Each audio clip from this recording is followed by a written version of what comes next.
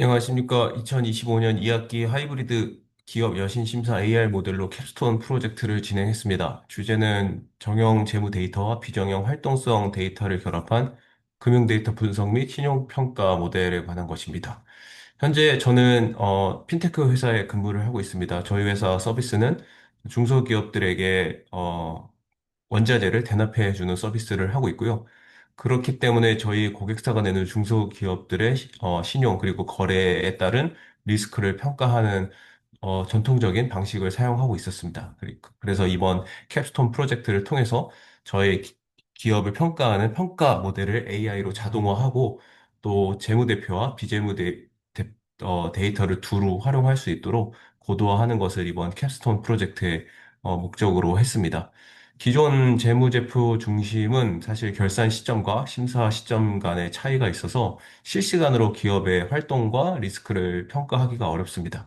그래서 재무 데이터가 부족한 신생 기업이나 소상공인들은 또 혜택을 받지 못하는 문제가 발생하기도 합니다. 그러나 저희는 이번 캡스톤 프로젝트를 통해서 재무 데이터뿐만 아니라 비정형 데이터, 또 활동 데이터 같은 데이터를 결합해서 다차원적으로 리스크를 평가하는 모델을 개발하였습니다. 기존에 또한 여러 가지 금융 데이터가 가지고 있는 가장 큰 한계는 거절 데이터를 많이 확보하지 못하고 있다는 것입니다. 대출이 됐든 저희 같은 원자재 대납이 됐든 일단 통과한 기업에 관련된 데이터만 가지고 있기 때문에 리스크를 평가할 때 위험하다고 레이블링된 데이터를 가지고 있지 않습니다. 그래서 저희만 해도 실제 연체 이력이 존재하는 부실기업, 정답지라고 할 수 있는데 그런 데이터가 전체의 1%밖에 불과했습니다. 그리고 또한 결칙치가 많이 발생했을 때 모델이 그 잘못된 상관관계를 학습해서 잘못된 결과를 도출을 하기도 합니다. 뒤에서 또 자세히 말씀드리겠지만 저희 같은 경우 승인이 되었음에도 불구하고 CU 신용 점수가 사실 개인정보이기 때문에 제대로 확보하기가 어려운데 0으로 처리한 걸 모델이 0일수록 통과될 확률이 높다고 학습하는 그런 결과가 나타나기도 했습니다. CEO 프로젝트는 한 예이고 이렇게 여러 가지 기업이나 또한 기업의 대표자를 다면적으로 테스트할 때 결칙지나 정보의 비대칭성이 금융 관련 데이터의 경우에서는 굉장히 많이 발생하는데 이 부분을 또한 어떻게 해결하는지가 모델 성능에 큰 영향을 미친다는 것을 이번 캡스톤 프로젝트를 통해 또 발견했습니다. 저희 데이터는 저희와 거래를 한 3천여 개 사에 대한 데이터를 가지고 있고요. 그중에 가장 재무 데이터도 있고 활동 데이터도 있는 우량 기업이 한 75개 정도, 또 재무제표만 가지고 있는, 그래서 전통적인 재무 평가는 가능하지만 저희가 목표로 하는 실시간 유동성 위기는 감지 불가한 기업이 약 64%로 500여 개, 그리고 전통적인 데이터 없이 왜 누락됐는지는 모르겠지만 활동 데이터, 플랫폼상 활동 데이터만 가지고 있는 기업이 50개 정도 있습니다. 그래서 저희 최종 분석 대상은 846개로 그렇게 진행을 했습니다. 아까 말씀드린 것처럼 대표적인 예인데요. 실제 대출이 또 또한 저희 서비스가 승인되었음에도 불구하고 대다수의 기업에서는 대표자 신용 점수를 획득하기 어려워서 영어로 처리를 했는데 AI 모델이 CEO의 신용 점수가 0에 가까울수록 저희의 서비스가 승인이 된다라는 정반대의 논리를 학습하는 오류를 발생하였고 또한 CEO뿐만 아니라 다른 기업 신용평가도 이런 비슷한 문제가 있었습니다. 그래서 승인 기업이 보유했을 것으로 추정되는 가우시안 분포로 결칙지를 확률적으로 대체를 해서 모델을 학습했습니다.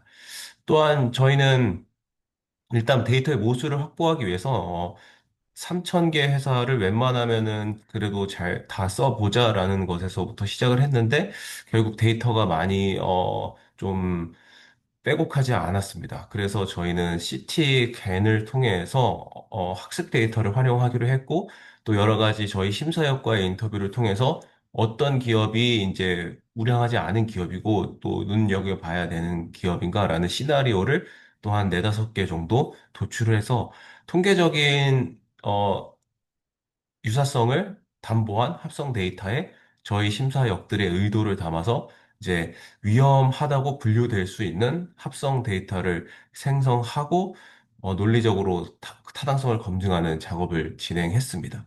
그래서 저희가 데이터를 가지고 주요 파생 변수를 한 7개 정도 파생 변수를 재무적, 비활동적 지표를 했습니다. 특히 분석을 해보니까 활동성 지표는 또 0.72의 논리적인 강한 상관관계를 보였고, 또 활동성 지표와 또 재무 지표와는 또 낮은 상관관계를 보여서, 저희 데이터를 가지고 평가를 한 결과, 재무 데이터와 활동 데이터가 상호 보완적인 정보 가치를 지닐 수 있다라고 판단을 했습니다.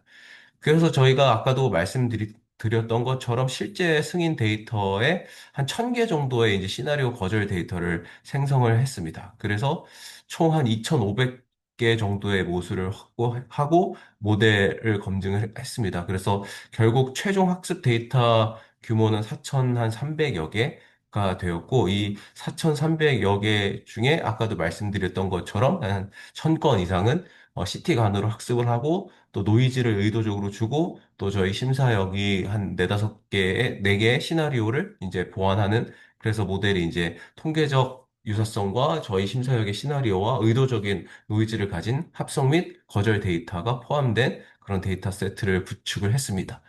저희는 모델로는 랜덤 포레스트 클래시파이어를 사용을 했고요. 저희 부실하다고 예측될 수 있는 기업을 분류하는 어큐러시는 87% 정도였습니다. 처음에 합성 데이터 생성 전에는 저희가 임의로 ABCD로 이제 분류를 해서 모델에게 학습했는데 당연히 그런 모델은 논리적으로 적합하지도 않을 뿐더러 그렇기 때문에 과적합돼서 100%의 어큐러시가 나왔는데 합성 데이터 생성 후에 모델이 일반화되어서 한 87%의 정확도의 성능을 보이게 되었습니다.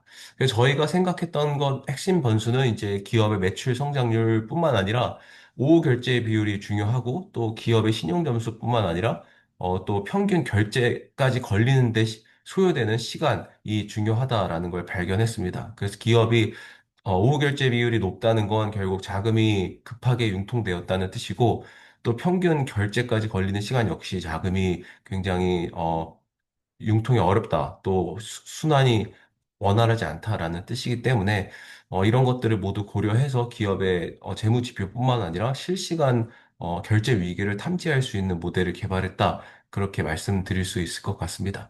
그래서 실제로 이 모델을 저희 심사에 사용을 하고 있고요. 심사역이 보기에 좀 애매한 부분들에 대해서 모델이 평가를 내리고 또 왜 그렇게 평가를 내렸는지에 대한 설명 가능성을 어느 정도 부여를 해서 심사역에게 인사이트를 주는 그런 모델로 활용을 하고 있습니다.